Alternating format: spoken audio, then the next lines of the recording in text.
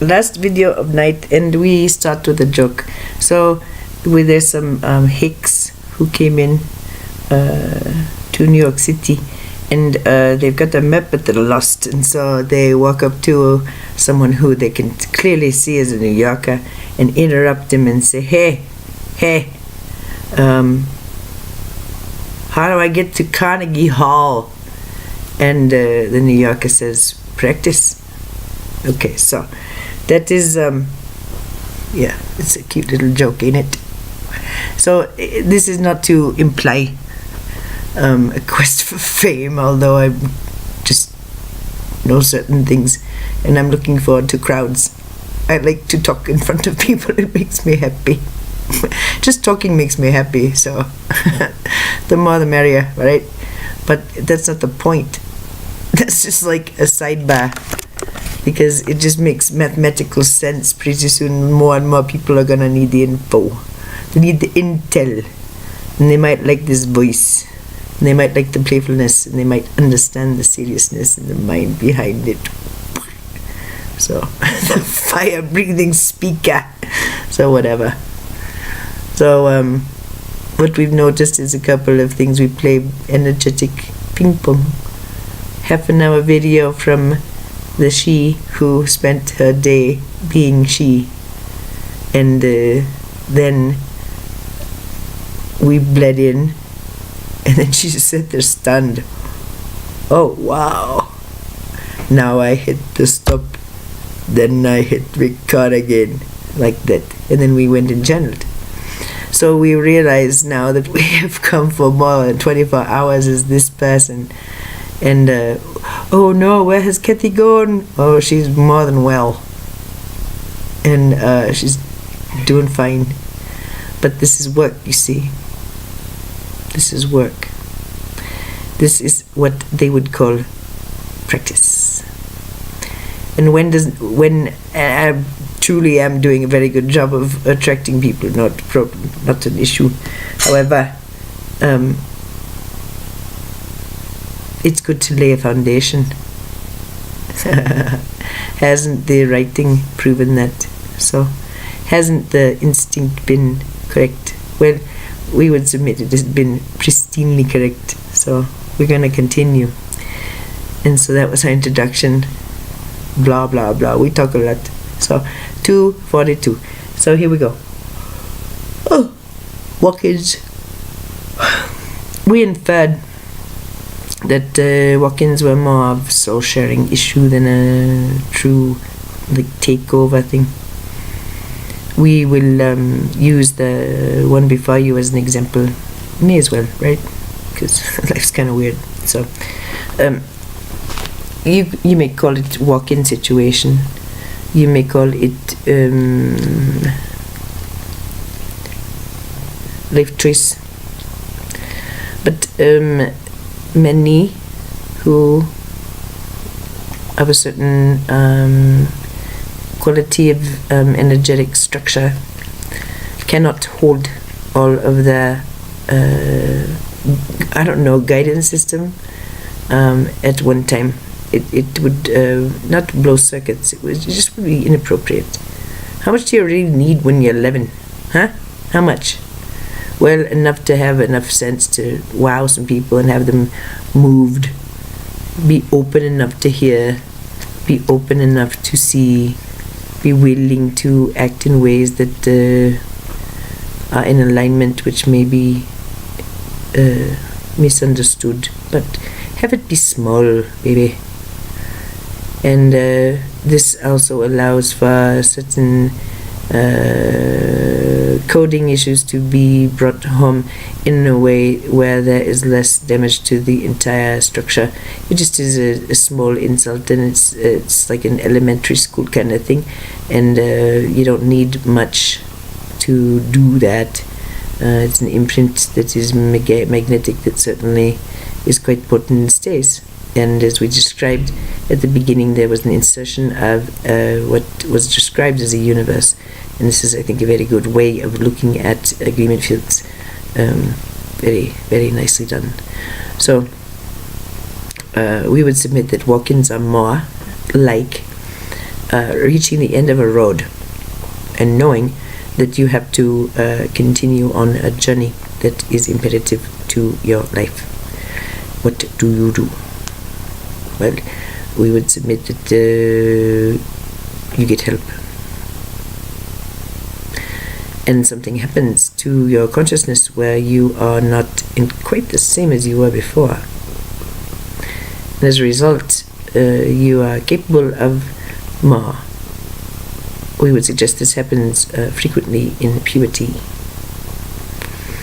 So, is it a walk-in?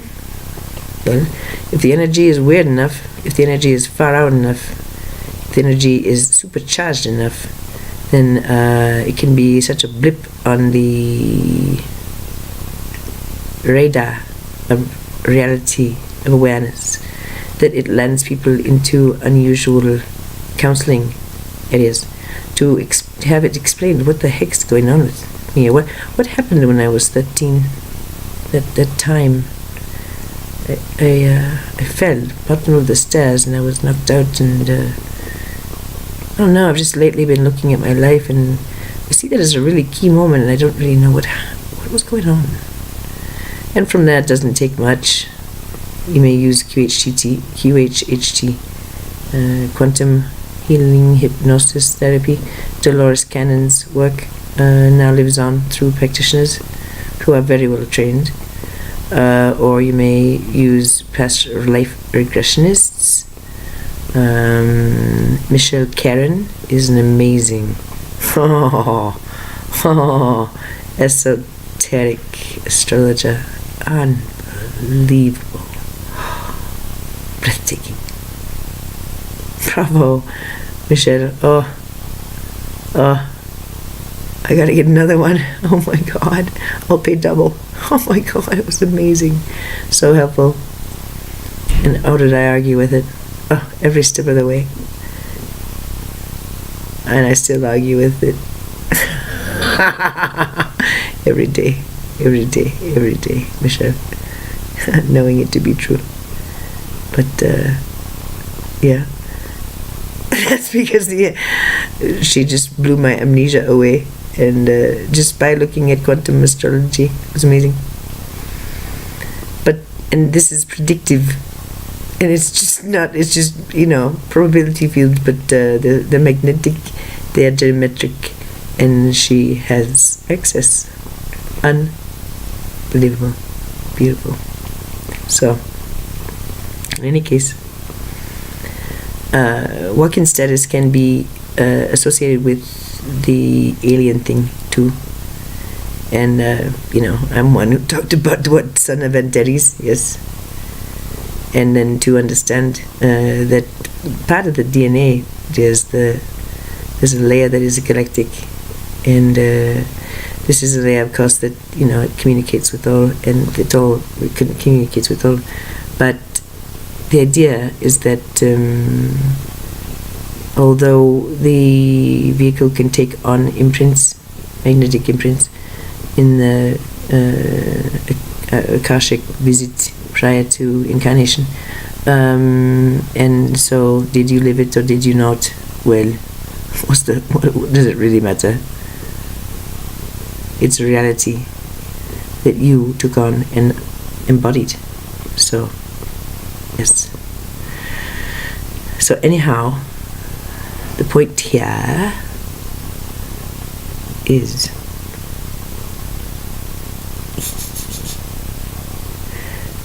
train off track.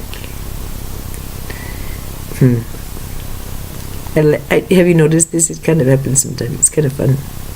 Sometimes it's when the talking is very, very fast. And it's all, I get to talk about this. And others it's like, it's all just one big field of lovely. I need to smell this flower. Now wait, what were we talking about? Oh, look at that bee. Oh my God. Oh, I'm in love with everything. It's like that. It's sort of intoxicating, but not in a bad way, just in a disorganizing way. But we are assured it's all very beautiful. So, okay, the walk-in thing. The walk-in thing is that sometimes you get energies that are from farther away. This happened after the Antares thing, and we didn't put it together until just recently. But there was about a 2-year period when it did not make any sense to sit on the pot. And there was an argument about it every single time. I don't understand why I have to do this all the time. Every 4 hours I have to pull down my britches. What is this about? I don't understand. I just don't. Oh my God, now look what's happening. It was like that for about 2 years. Quarreling about having to take a shower. Why isn't this just doesn't regenerate? I don't understand. Why do I stink again? It's not fair. For 2 years. Yes, it quieted down by 14. But yes, it was very strong there for a while. Was that a walk-in? I don't know. Who knows? I contend that the energy was always around.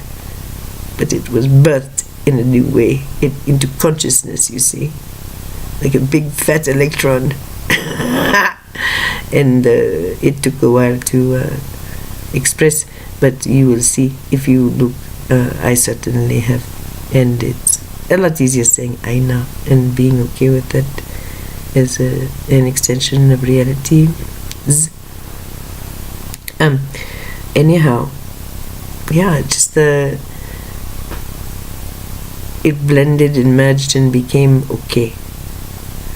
And it never was not okay. It was just something you don't talk about in polite company. And much of this is known by precious few. And I would say much. Some is known by few.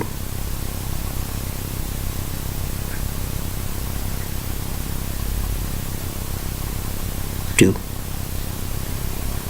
But what I'm finding is the more that I reveal, the more I am shocked at how much is in here and how cohesive it is, especially talking about mental illness. This helps a great deal.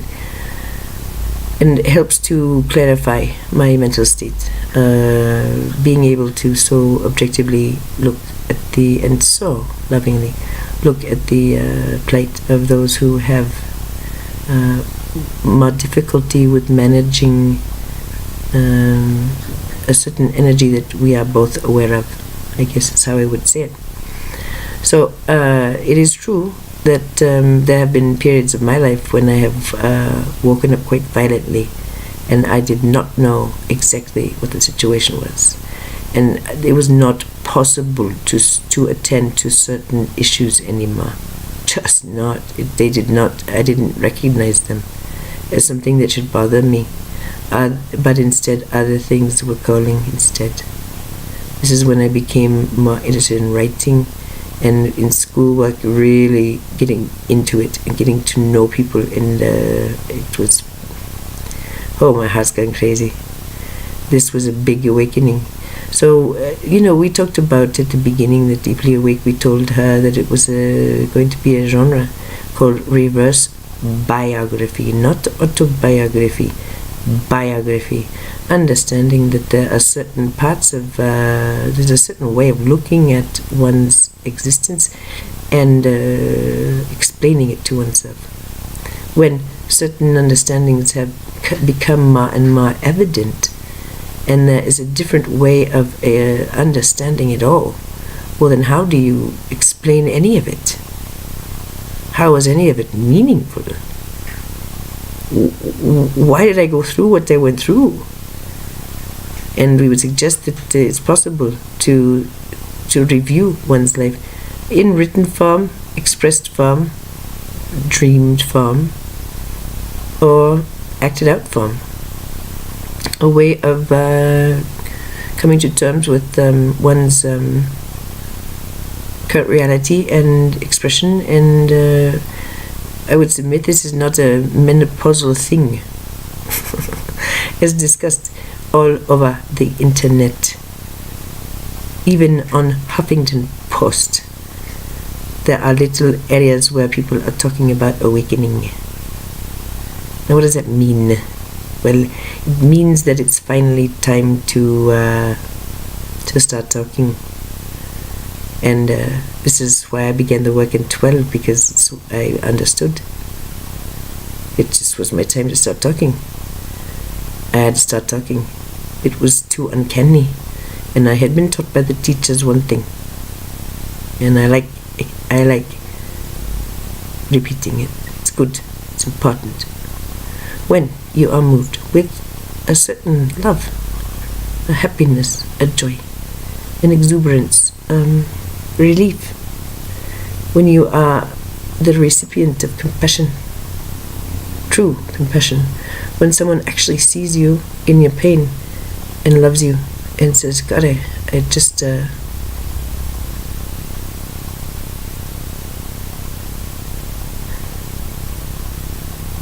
I see you. I know you. I love you. Thank you. Well, that can kind of make your world stop. And this is what I was told in an essay long ago. I believe it wasn't anything I was told. It was actually, oh, did you see that? Like a shooting star. It was something I began to encounter. It was possible for me to fall in love with the grocery bagger, with my boss, with my son, with my problems.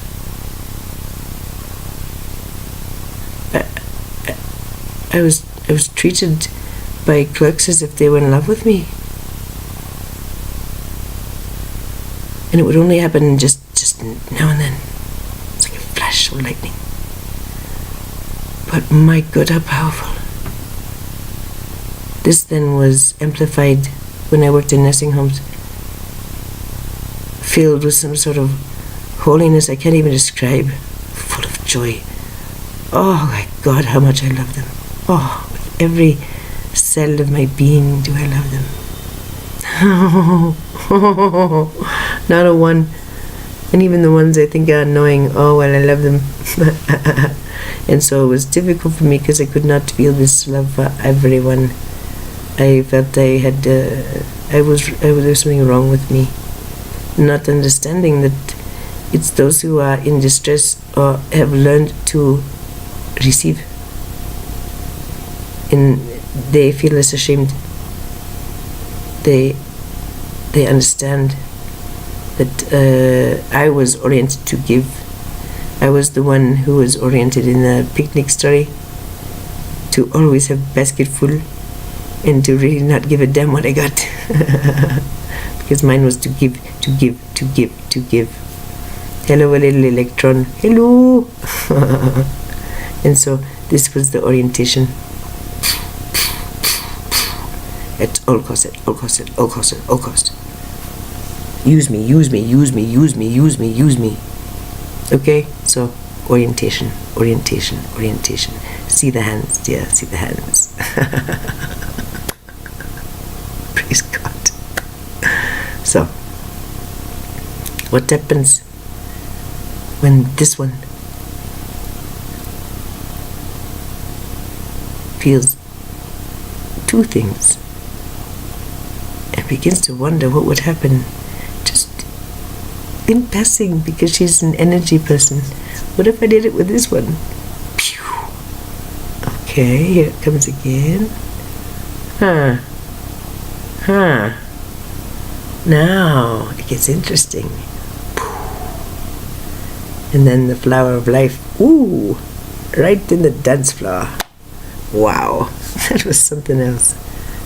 So this expansion is one that was hardwired. That's what this was all leading up to. Pretty clear. So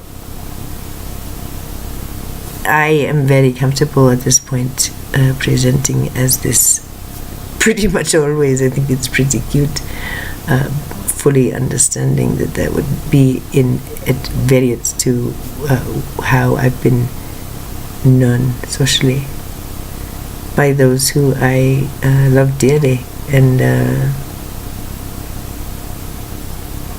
so enjoy making comfortable. And so it's no need. I'm not here to instruct them. Neither am I here to sit around the campfire and tell war stories to them. They haven't asked for instruction, they haven't asked for assistance, they haven't asked for elucidation, and they seem to be getting along just fine, thank you. And it took me a long time to figure that out as a teacher. Wait, I don't love them any less. I just love them differently. They're not wide open, so the circuit isn't complete. I can spin. I can spin with the old people. Pew, pew, pew, pew, pew, pew, pew, pew.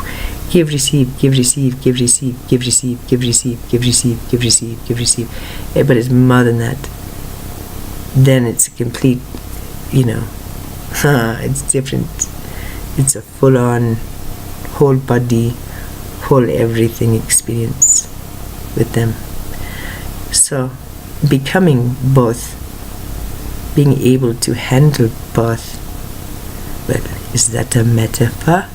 Does it tell you that everyone can do it? You do not have to have this imagination about an Antarian living inside of your body, making love to the sea, which is also a person who I used to be, which is whatever. I mean, do you really need all that bullshit? I don't think so. But it'll sure help me. I wouldn't be at peace like this if I had not had all of those experiences. And funnily, they're all highly coded within my life, within the folds of my life, are these little stories that one by one fall together to create a pattern. And I'm so good at looking at patterns, but how often have I spent 4 weeks looking at my own patterns? And I can assure you I could spend another 4 easily. But the truth is that I've spent 4 writing, and on Monday 4 weeks video tipping. Isn't that interesting? And I do feel as if a certain amplitude is hit, and then the plane takes off and we go, and then we land. So this is what I think. So it becomes less and less important to prove things to you. I'm really getting more comfortable with pointing out what it is I saw and the patterns I appreciate, understanding that, it's not anything that got to do with like a messiah thing or whatever. It's historical data, keeping it pristine, keeping it, not too far off the path, lifetime to lifetime, just sort of keeping things tidy. Sure, that makes sense. A lot of things make sense that they didn't before. So, how have you done this? So, if you haven't, then probably you shouldn't be throwing shade. Imagine what you'd find if you sat down and did this, huh? Yeah. And of course with me it's been kind of weird. So yeah, at 13, knocking around that bathroom, I swear to God, I was in a metal stall. It was like a bulb bearing being let loose. Holy shit. And God, was I mad.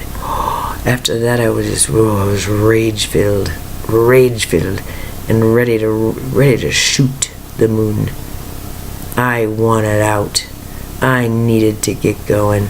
I did not have any patience anymore for any nonsense. I was gonna master this thing. That's when I started writing and being in the newspaper, in junior high and blah blah blah. That's gonna be this, and then nursing home, and then another way to express that was an amplification of what I learned at 13, which is that I'm curiously quite at home with being in a role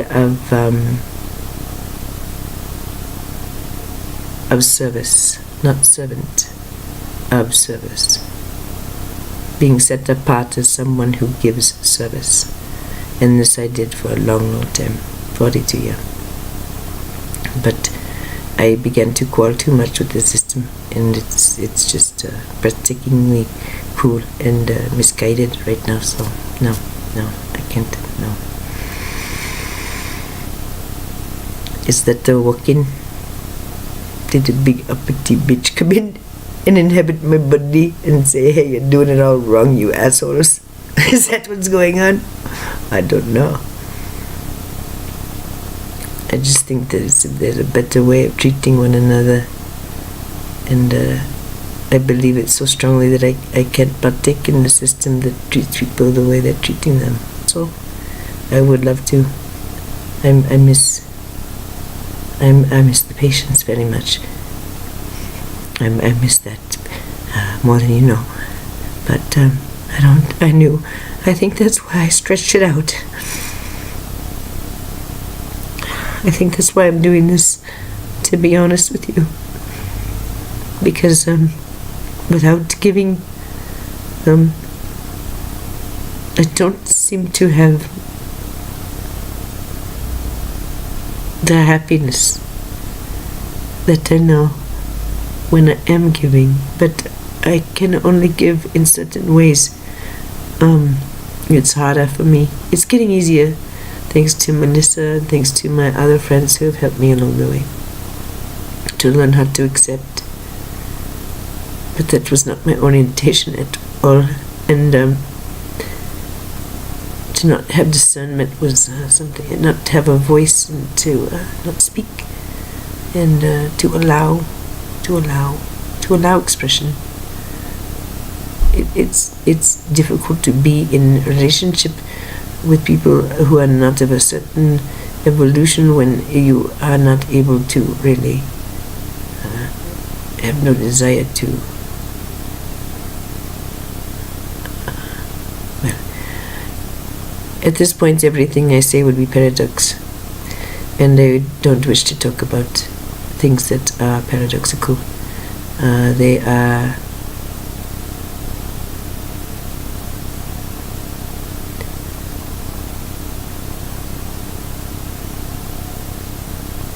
well, what I'm seeing is lava, and what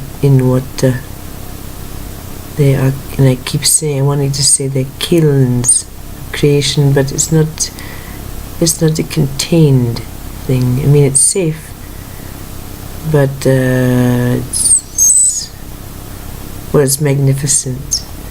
And paradox is, well, as I've said, it's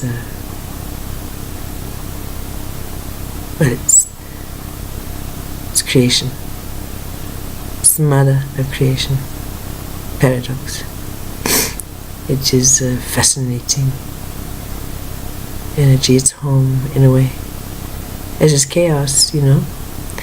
So is it possible for someone at 11 to have embodied this? Yeah. How helpful would it have been? When carrying it, I will tell you, automatically made me feel, whether it was true or not, made me feel like a little alien walking around with values that sometimes my peers did not understand or respect. Being not interested in many of the nonsense things I saw, and sometimes not having the sense enough to just give the gift of silence, but instead wanting to explain why they were wrong and I was right. But, nicely, not to shame, just to, instruct. And really the answer en masse was, well, we didn't ask you. To which I say, touché.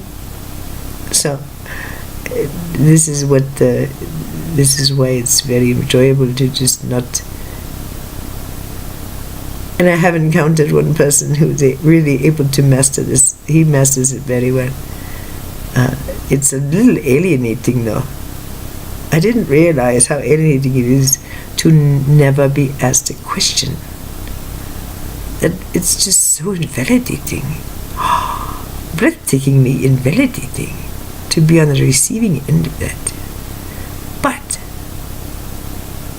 if I am also giving that, well then, it's very interesting where a conversation goes. And how it goes anywhere. Truly fascinating. Yes. So, this is what I know, that walk-ins, well, I think that these are things that can really trouble a person, as can the idea of an abduction, or having seen a spaceship, or having had a weird experience that you can't shake, that makes your bones kind of vibrate every now and then in a weird way that sort of makes you feel bad, but big, and sort of good, but bad, and maybe it's like a monster that keeps chasing you. And if you expressed what it was about, that you felt guilty about this dream that you keep having, it's driving you bonkers. Well then, from here on out, the question is, so you want some help with that? And the next question should be, you got any cash? But no. I mean, that's the thing. People don't present unless they need something, and oftentimes I could be literally can be attending an orgy, and I'll be having a talk about past life, and how it feels to have prophetic dreams and shit. It's like, whatever. Yeah, that's about right. Old soul. Over here, neon light. Come sit down with the old soul while she smokes. Tell her about your moral dilemma. Which horns are you dangling off of, dear? Oh, and you sure are pretty. Are you DTF? It's not like that. I don't behave that way. I like to play that, though. It's so much fun. Were you there? You don't know. You don't know if I stood in the corner with the boys who smoked the ganja and just talk smack all night. You don't know. And I'm not telling you. That's the idea. Is it okay for everyone to have their own thing? Does my talking about attending an orgy or going to a sex ranch, does that invalidate my big brilliant mind? Interesting. Do my wrinkles? Who am I asking, you or me? I like that it's gotten shorter. This is a very nice, precise one that we would suggest be listened to twice. You'll understand that sometimes there's a clip. Yes, this is the one from Lookout. This is an old one worth listening to. That's jokey. So, yes, you can talk about the heliosphere, you can talk about the atom, you can talk about all that stuff. That's good. Move the ball down the field. That's nice. And it is about compassion. It is about love. It is about showing up for others after one has shown up for oneself. Let us not forget that you are all individual entities, and the way it works is that everyone has free will. Everyone has free will. And so, do you act accordingly? Do you give yourself the freedom to express your free will? Okay, that's question 1. Do you allow others? That was my biggie. Oh, free will was a hard one to come online. As a giver, as someone who wants to give. Make it it. Do it now. Oh, wow, that was hard. Those were hard lessons. And very interrelational, affecting all spheres, but very personal too, highly personal. So interesting, these things, and then they proceed and go on. And then, yes, 4 years to write it, then 4 weeks to videograph it, and then what happens we don't know, but we think some cash's in order, so we'll go spend some cash. Yippee! But the groundwork has been laid, and we cannot hardly wait to go and work at the bookstores. It's like paradise. And then the venue, well, that opens later. It's possible to possibly even work a long day now and then. And I think everything's going to work out okay, actually. Yeah. So I'll end by telling you, I finally saw the video where she goes, and then I saw that one. Holy God. Spinning 44. What else? A couple other things. At a certain point, what other conclusion can you come to? And then a long explanation on mental illness. So we're going to tell you about the crow, and then we go away, okay? The crow. This has never been shared. Well, this has only been shared with one individual who was also aware of and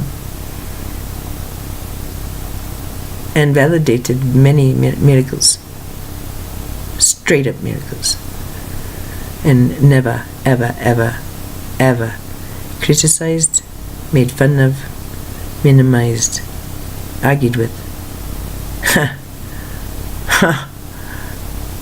Stunning. So thank you, validation and support and things like that is wonderful, very, very, just amazing. So here's the thing.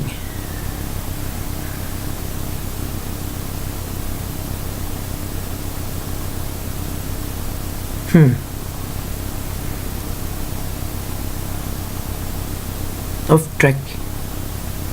Of course.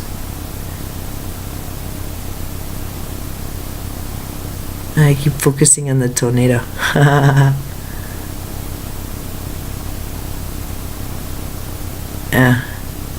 That was quite a day. But being validated, well, that's important. Very important. Because as these things become more evident, well then, are they real? Are they real? How to know? How do you make something real? Well, we would suggest what we told her a long time ago. And what we started with. Okay, you get a candy bar and it tastes really good. Right, take a minute. Feel it in your body. Give yourself a little pleasure shiver. It's good. It's for the grid. Remember, when love, especially when love is shared deeply and profoundly and truly and beautifully, well then that is stitched into the very earth, into the grids, forever to shine, and anyone can encounter it again, forever sweetened. This is your job, to stitch love into the earth with your actions, with your seeing other people in their strife and not making fun, but instead lending a hand. Things like that, the things that you know are sainted. You know. When you're doing good, you know. Come on now. It's not that hard. These are the things. And being gifted with no memory and a great need for breaking through walls of communication to solve intergenerational coding issues, all that stuff. Well, of course she's going to write about it. Of course. She cannot do anything but.